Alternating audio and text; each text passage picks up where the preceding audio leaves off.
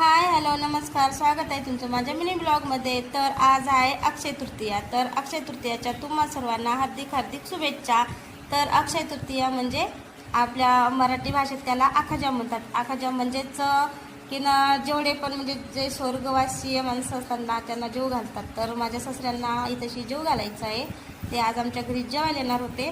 तर त्याच्या अगोदर म्हटलं चला त्यांना तर 1-1:30 वाजणार होते जेव घालायला। त्याच्यानंतर म्हटलं मुलांना भूक लागते तर मुलांसाठी काहीतरी जेवायला करा। त्याच्यासाठी मी करणार होते म्हणजे कुटके करणार होते। कोणाकोणाकडनं तुकडे म्हणतात त्याला, आमच्या इकडं कुटके म्हणतात।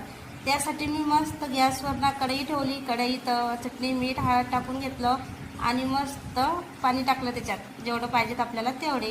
तर त्या पाण्याला अंदाज येवस्तोरी तशी मी ना भाकरी राहिल्या होत्या रात्रीच्या त्याही तशी मोडून घेत होते। भाकरी मोडून घेतल्याच्या नंतर मी मस्त लगे त्या जे अंधण पाणी होतं ना त्याच्यामध्ये मस्त तुरीची डाळ टाकली। तुरीची डाळ टाकल्याने कुटके खूप भारी लागतात, खूप छान लागतात।